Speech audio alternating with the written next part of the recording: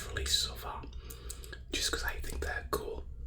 But I thought we'd go through one, and if you guys like it, we can go through either the same one further, or, maybe look at doing another one and kind of dotting around. So, let's read the blurb first. A fun, full-coloured guide that Marvel's X-Men. Looking for a comprehensive reference guide to the X-Men, one packed with excitement, dynamic artwork, and details about the history and evolution of Marvel's most popular teams. In X-Men for Dummies, comic superfan, expert, and writer Troy Brownfield walks you through the coolest and most important details about all your favourite X-Men heroes and the villains they fight. You'll learn all about their superpowers, origin stories, and how they've all changed and grown over the years. Inside, explore mutant superpowers, meet the X-Men's foes and allies, understand the history of the X-Men, meet the original members, examine team relationships and internal struggles. So, let's see where we get to in the book. So, I'm going to try and angle this to get you guys the best view.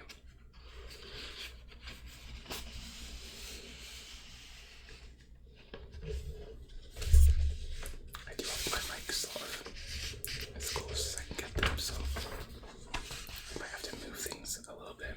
In fact, let's move that back a little bit. And similarly, there. Okay. The mics are just slightly in the way of the corners. But I'm sure that'll do. Obviously we have contents here. Feared and hated. Mutant takeover. The Millennium of Mutants. Part of tens. An index of 233. And then that breaks it down further.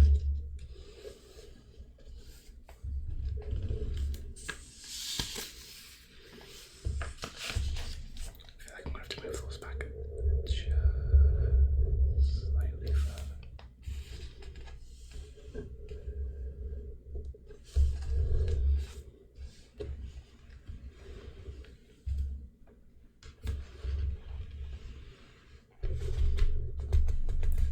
That's better, I think.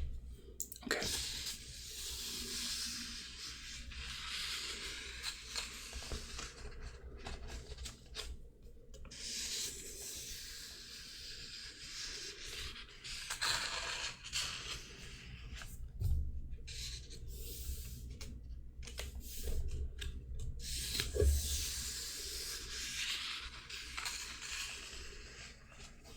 Okay.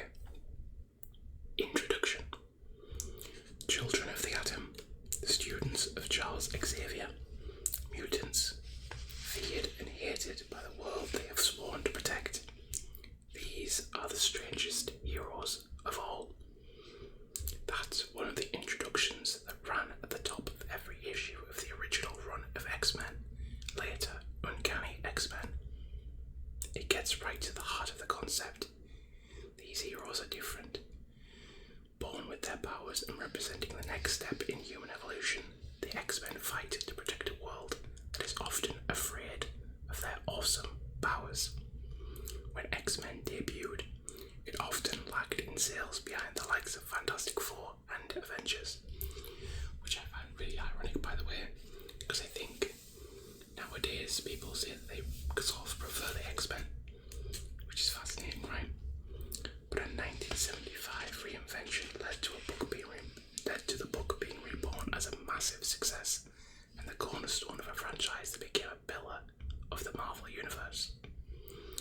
It's led to an ongoing family of title features, literally hundreds of beloved characters, and eventually reaching into film, television, animation, video games, and toy aisles. Maybe you're already familiar with the students of Xavier's School for Gifted Youngsters. Maybe you're meeting them for the first time.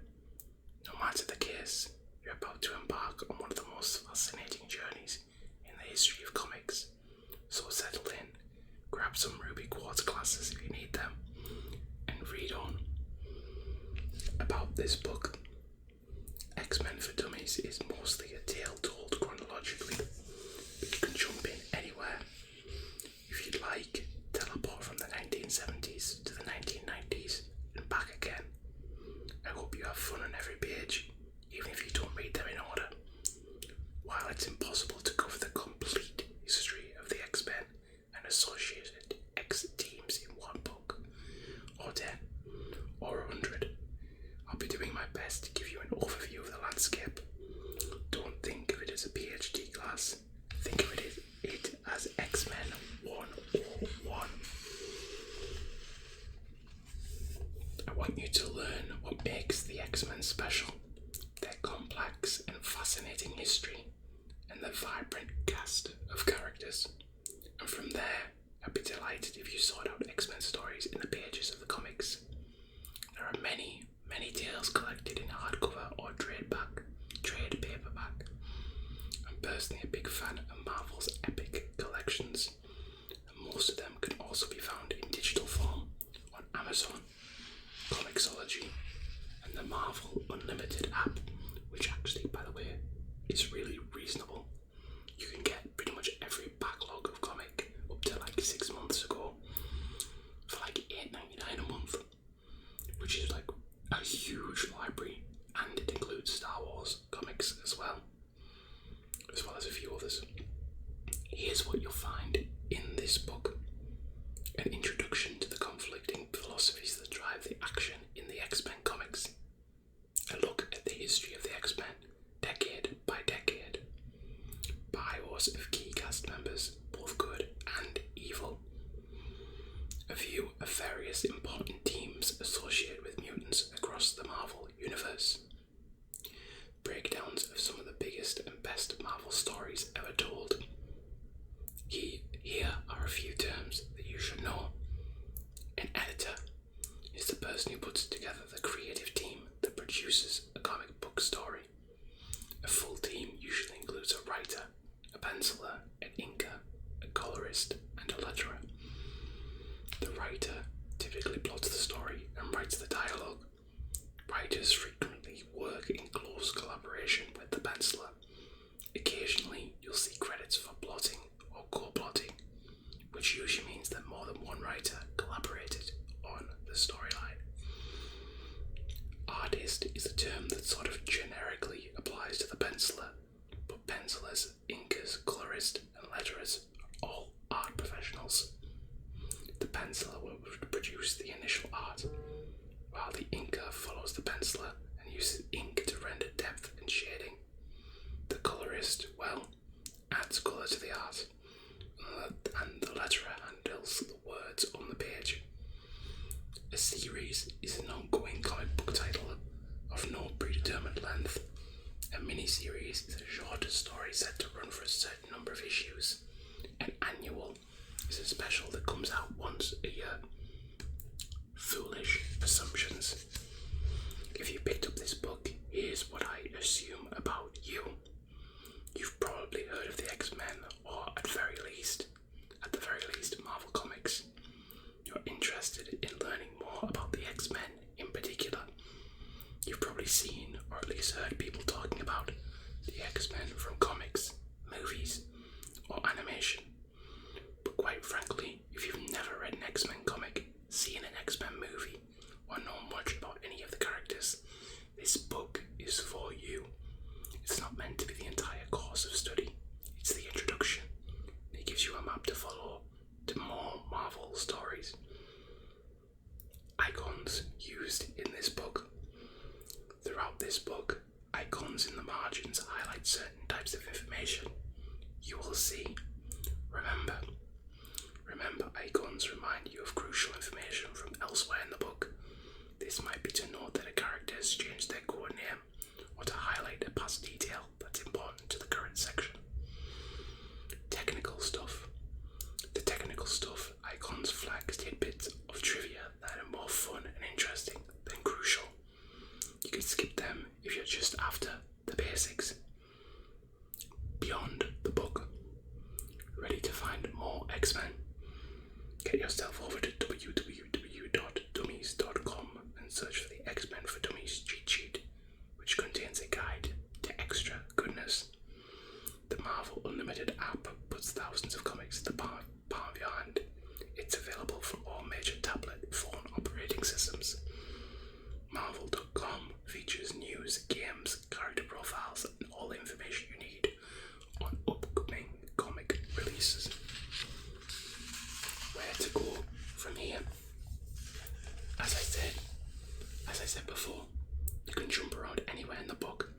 start learning about the uncanny X-Men.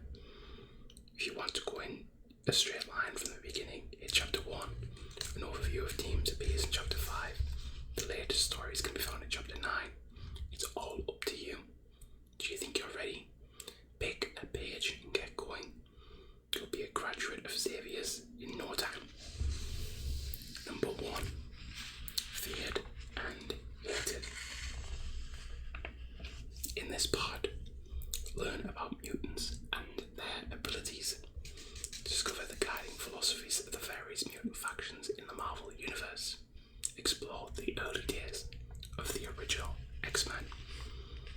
In this chapter, getting to know the concept of mutants, discovering mutants in the Marvel Universe, exploring conflicting mutant philosophies.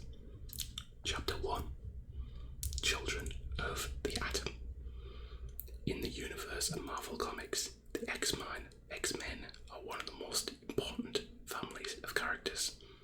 They debuted in 1963 and after a few difficult years exploded in popularity in the mid-1970s.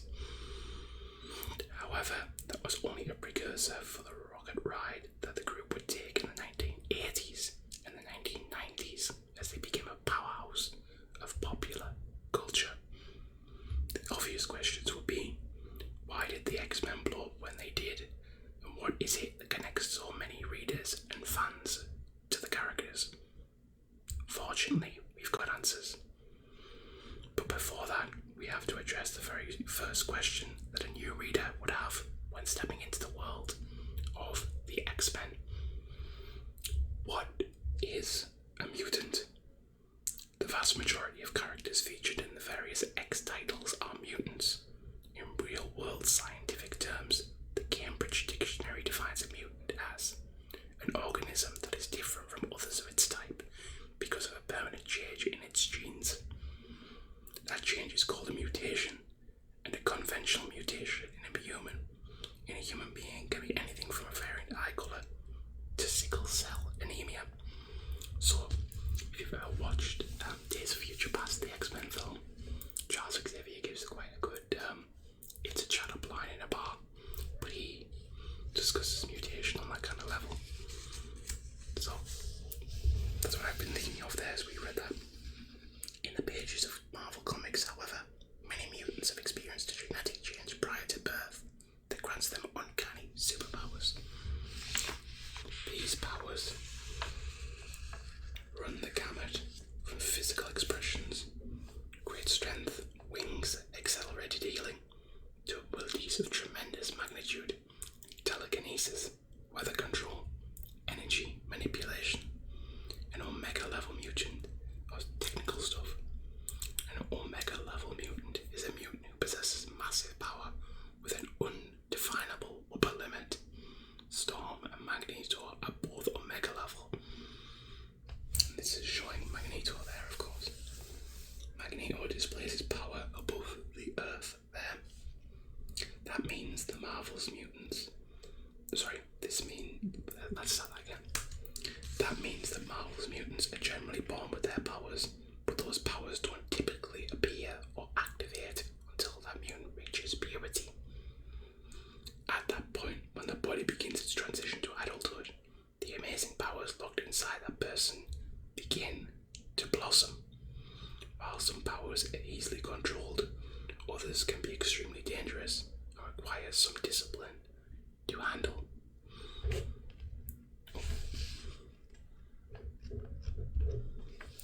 The dangerous nature of some mutant powers and the inability of newly discovered mutants to control those powers has created a climate of fear around mutants in the pages of Marvel Comics. While many people understand that the mutants are just different and trying to deal with the problems that are occasionally created by their powers, others express open hostility to mutant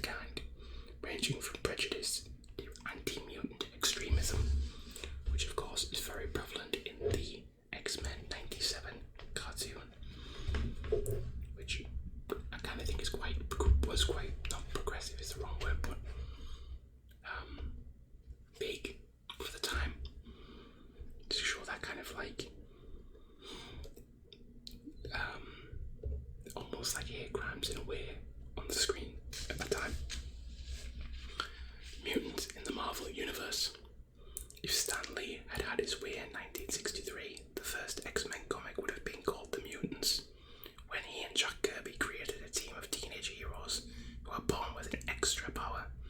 Lee just wanted to follow the science and put mutant right there in the title.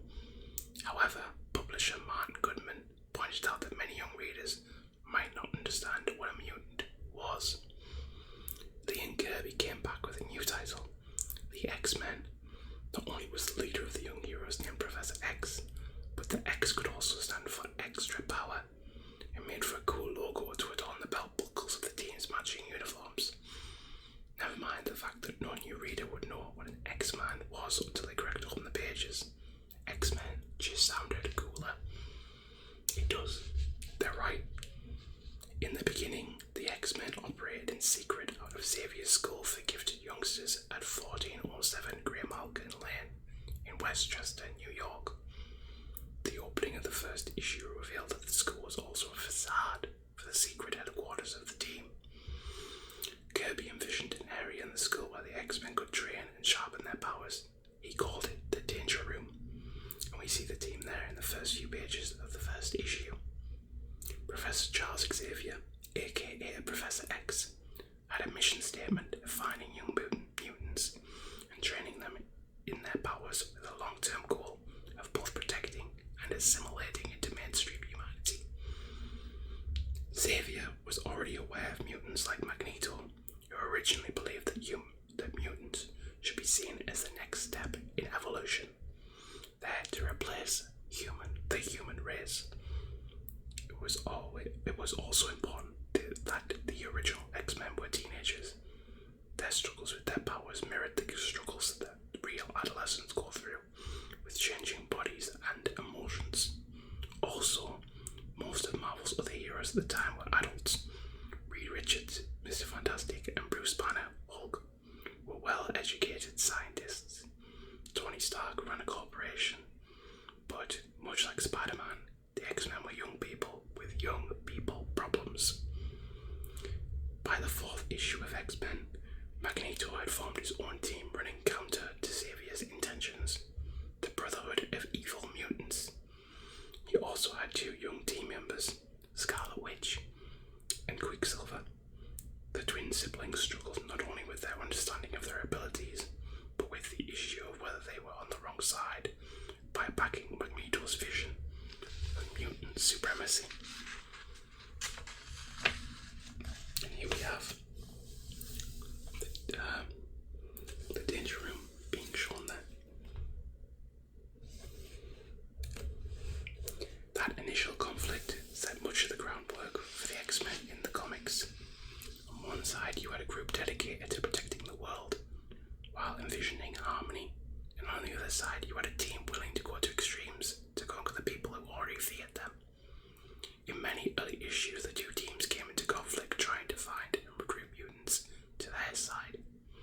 Sometimes the X-Men failed, such as when mutants would become antagonists. On other occasions, they met people who would ultimately become long-term allies or team members, like Polaris. Remember, Professor X found many mutants using a mutant detecting machine of his own design, Cerebro, which was powered by his telepathy. Over the years, the X-Men would grow, expand, and sometimes splinter. As a result, many factions of benevolent mutants developed with differing, even conflicting agendas. Also, as more mutant antagonists were discovered, many were revealed to have their own plans and far-reaching goals. This means that the mutant world can be a complex path of strained alliances, hidden agendas, and competing philosophies.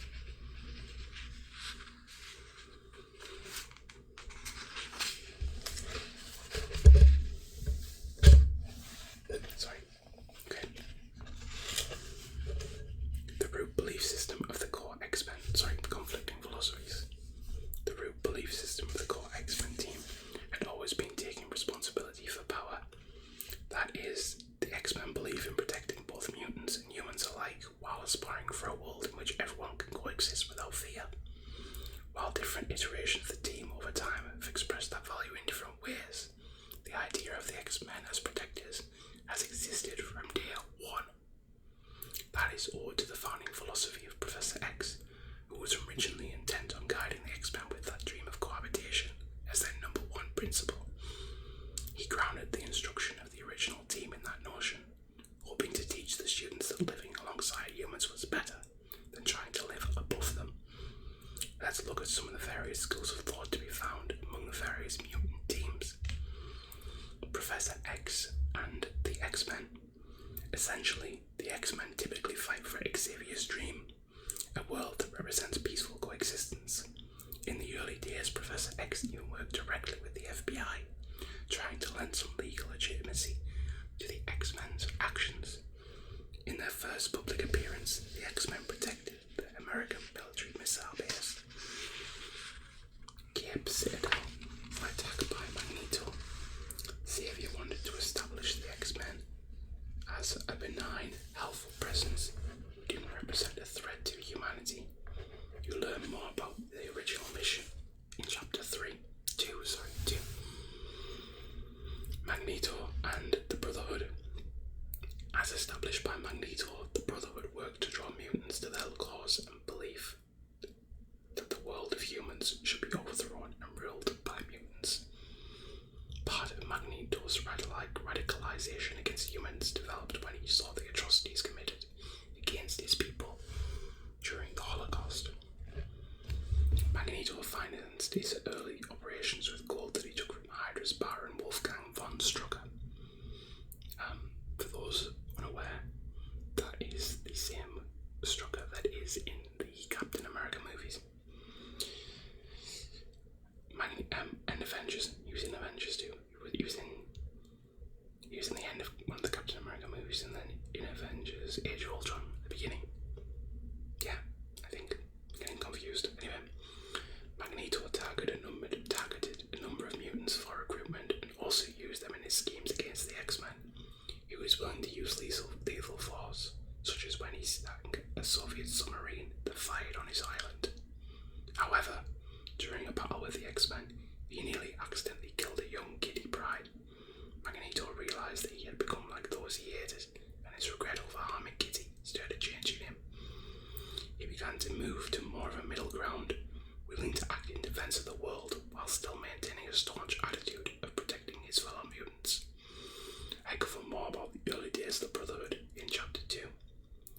When Mystique launched her own version of the Brotherhood, her team employed terrorism in their goals to destabilize the human-dominated world. Their first major action was the attempted assassination of the anti-mutant United States Senator Robert Kelly. He was in the first X-Men movie. The X-Men saved Kelly, but that didn't stop Mystique's group.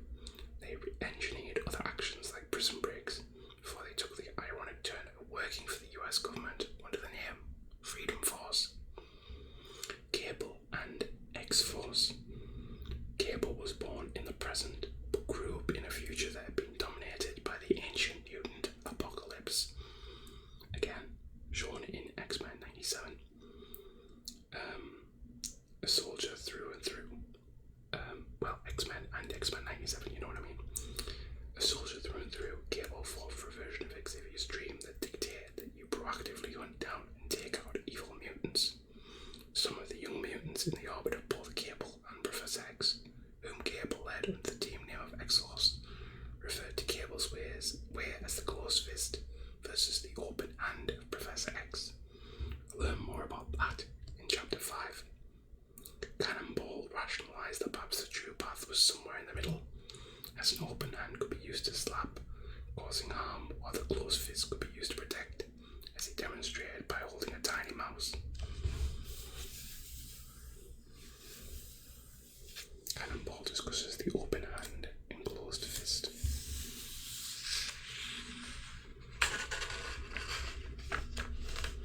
Apocalypse. The ancient mutant apocalypse is governed by the guiding principle of survival of the fittest. He is possibly even the first mutant on Earth. He has exhibited no problems with killing certain mutants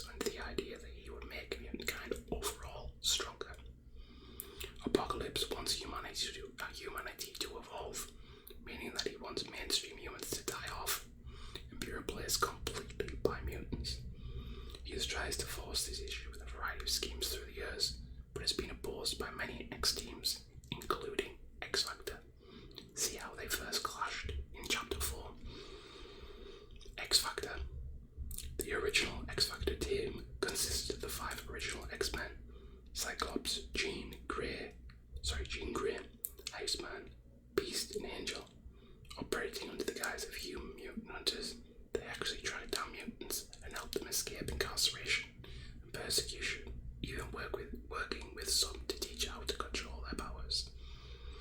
However, that scheme made some other mutants mistrust them as they bought the ruse completely. Later, a second X-Factor team under the lead of Cyclops' brother, Havoc, worked for the US government to protect the populace from mutants and other threats, ostensibly replacing the earlier Freedom Force. Get the lowdown on X-Factor in Chapter 4 and 5. A later X-Factor team operated as a detective agency that specialised in mutant cases and general weirdness. That include Molecule Man, Polaris, and Richter, I want to say, as a few. Alpha Flight. Canada's Alpha Flight was a super team that was built to protect Canada. Several Alphans were mutants, notably its original intended leader, Wolverine, and founding members and twins, North Star and Aurora. Find out more about the flight in Chapter 5. Alpha Flight was part of a structure that included subordinate teams Beta Flight and Gamma Flight, both of which had mutant members. The program allowed the mutants to train in the use of their powers and help humanity. During the so-called Krakoan Age, public sentiment turned against mutants. Half of Alpha Flight appeared to be battling the other half in public. However, the two teams were secretly working together to help future mutants escape persecution. Orcus. A confederation of human supremacists, Orcus represents in many ways the worst of humanity. Determined to see mutants exterminated, the group was built from multiple factions who had grudges or outright hatred for mutants in general, and the X-Men in particular, employing the mutant hunting robots, the Sentinels, some of which were created from technology taken from Tony Stark, and a variety of operatives. Orcus attempted to mass murder of mutants on Krakoa. After a series of battles